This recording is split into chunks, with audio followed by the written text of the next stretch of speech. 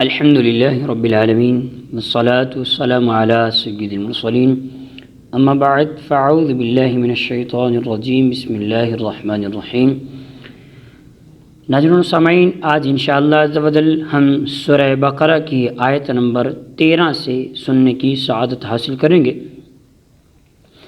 نبی کریم رؤوف رحیم تاجدار عرب و عجم طیبہ کی شمس الدہا کعبہ کے بدر الدجا سرور ہر دو سرا صلی اللہ تعالی علیہ وسلم نے ارشاد فرمایا، جو کوئی دن بھر میں مجھ پر 50 مرتبہ درود پاک پڑھے گا، میں کل قیامت کے دن اس کے ساتھ مصافحہ کروں گا، یعنی ہاتھ ملاؤں گا۔ صلو علی الحبیب، صلاۃ والسلام علیک یا رسول اللہ وعلی آلک و اصحابک یا حبیب اللہ۔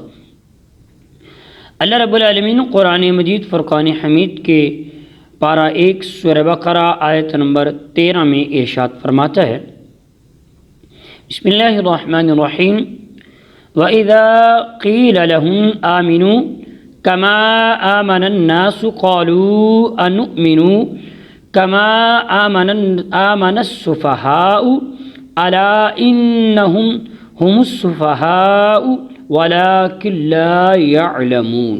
ترجمہ کنز الایمان۔ اور جب ان سے کہا جائے کہ تم اس طرح ایمان لاؤ جیسے اور لوگ ایمان لائے، تو وہ کہتے ہیں، کیا ہم بے وقوفوں کی طرح ایمان لائیں؟ سن لو، بے شک یہی لوگ بے وقوف ہیں مگر یہ جانتے نہیں ہیں۔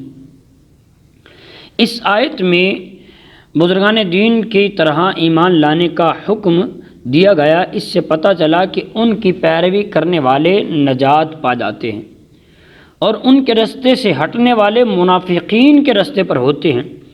اور یہ بھی پتہ چلا کہ ان بزرگوں میں طعن و تشنیع کرنے والے بہت پہلے سے چلتے آ رہے ہیں۔ اس آیت کی روشنی میں صحابہ کرام، ائمہ دین اور بزرگان دین کے متعلق اپنا طرز عمل دیکھ کر ہر کوئی اپنا راستہ سمجھ سکتا ہے کہ صحابہ کرام کے راستے پر ہے یا منافقوں کے راستے پر ہے۔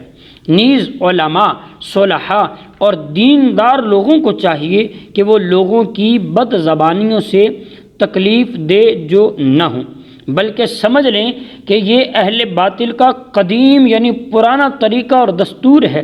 نیز دینداروں کو بے وقوف یا دقیانوسی خیالات کہنے والے خود بے وقوف ہیں۔ اس آیت سے یہ بھی پتہ چلا کہ تاجدار رسالت صلی اللہ تعالی علیہ وسلم کے صحابہ کرام علیہم رضوان اللہ تعالیٰ کی بارگاہ کے ایسے مقبول بندے ہیں کہ ان کی گستاخی کرنے والوں کو اللہ تعالیٰ خود جواب دے رہا ہے۔ صحابہ کرام کے بارے میں حضرت سیدنا ابو سعید خدری رضی اللہ تعالیٰ عنہ روایت کرتے ہیں، بخاری شریف کتاب الفضائل اصحاب النبی صلی اللہ علیہ وسلم میں ہے کہ حضرت ابو سعید فرماتے ہیں رضی اللہ تعالیٰ عنہ، نبی پاک صلی اللہ علیہ وسلم نے فرمایا، میرے صحابہ کو گالی گلوچ نہ کرو، ان کا مقام یہ ہے کہ اگر تم میں سے کوئی احد پہاڑ کے برابر سونا اللہ کی راہ میں خیرات کرے، خرچ کرے، تو اس کا ثواب میرے کسی صحابی کے ایک مد یعنی چھوٹی سی مقدار بلکہ آدھا مد یعنی خرچ کرنے کے برابر بھی نہیں ہو سکتا۔ یعنی ان کی ایک مٹھی خیرات کرنا یا آدھی مٹھی خیرات کرنا بھی ان کے برابر نہیں ہو سکتا اگر تم احد پہاڑ کے برابر بھی سونا خیرات کر دو، خرچ کر دو، اللہ کی راہ میں دے دو۔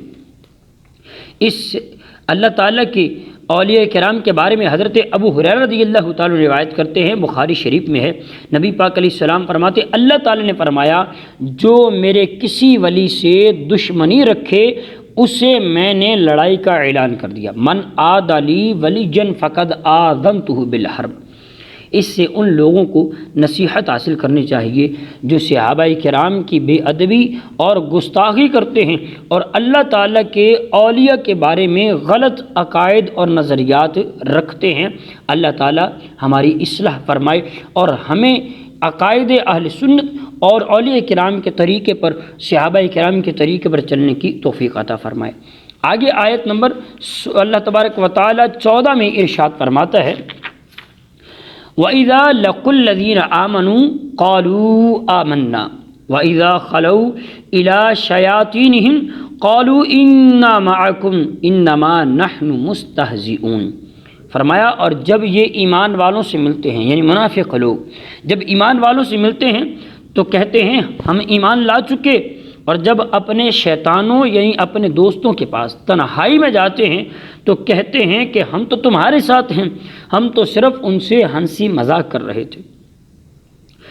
ناظرین و سامعین، منافقین کا مسلمانوں کو بیوقوف کہنا اور کفار سے اظہار یکجہتی کرنا اپنی نجی محفلوں میں تھا، جبکہ مسلمانوں سے تو وہ یہی کہتے تھے کہ ہم مخلص مومن یعنی ایمان والے ہیں۔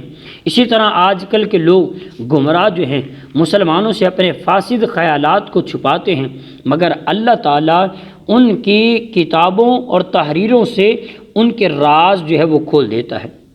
یاد رہے کہ اس آیت سے مسلمانوں کو خبردار کیا جا رہا ہے کہ وہ بے دینوں کی فریب کاریوں سے ہوشیار رہیں اور ان کی چکنی چپڑی باتوں سے دھوکہ نہ کھائیں۔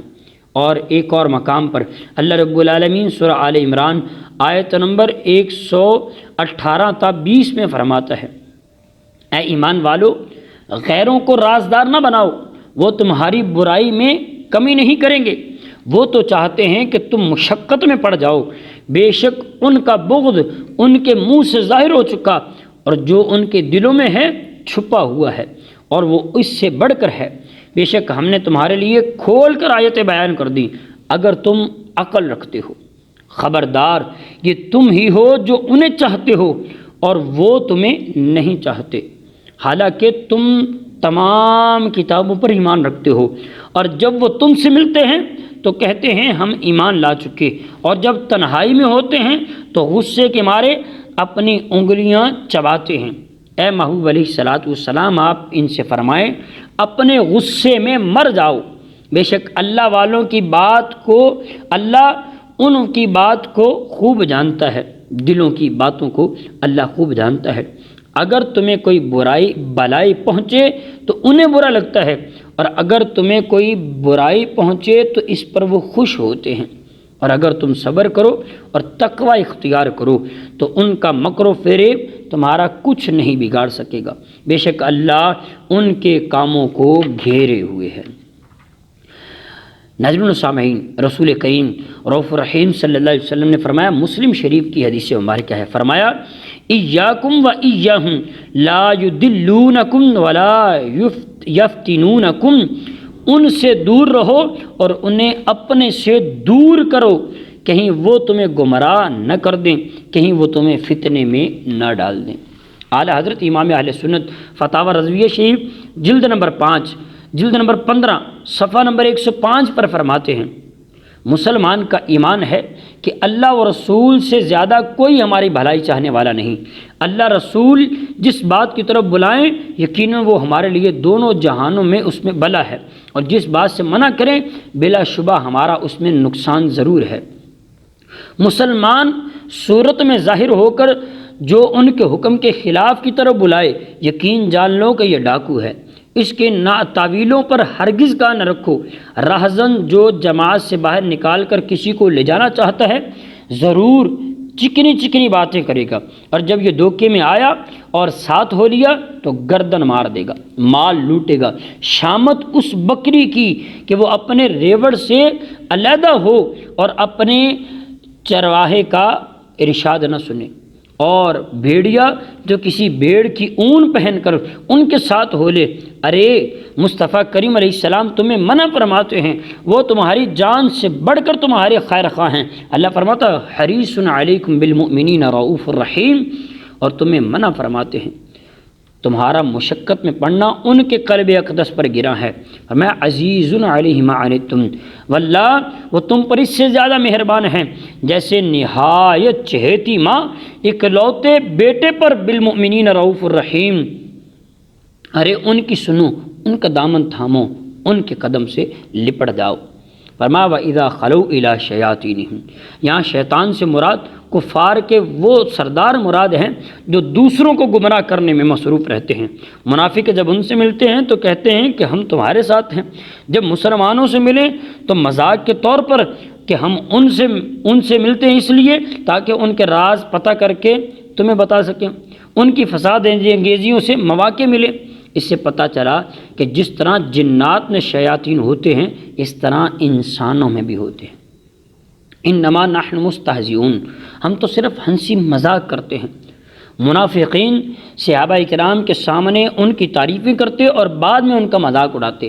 اسی بات کو بیان کرنے کے لیے یہ آیت مبارکہ نازل ہوئی، اور اس آیت سے پتہ چلا کہ صحابہ کرام اور دین کے پیشواؤں کا مذاق اڑانا یہ منافقوں کا کام ہے۔ آج کل بھی ایسے لوگوں کی کمی نہیں جو اپنی مجلسوں، مخصوص لوگوں میں علماء، صلحاء اور دینداروں کا مذاق اڑاتے اور ان پر پھبتیاں کستے ہیں، اور جب ان کے سامنے آتے ہیں تو منافقت سے بھرپور خوشامد کرتے ہوئے چاپلوسی کرتے ہیں اور تعریفوں کے پل باندھ دیتے ہیں۔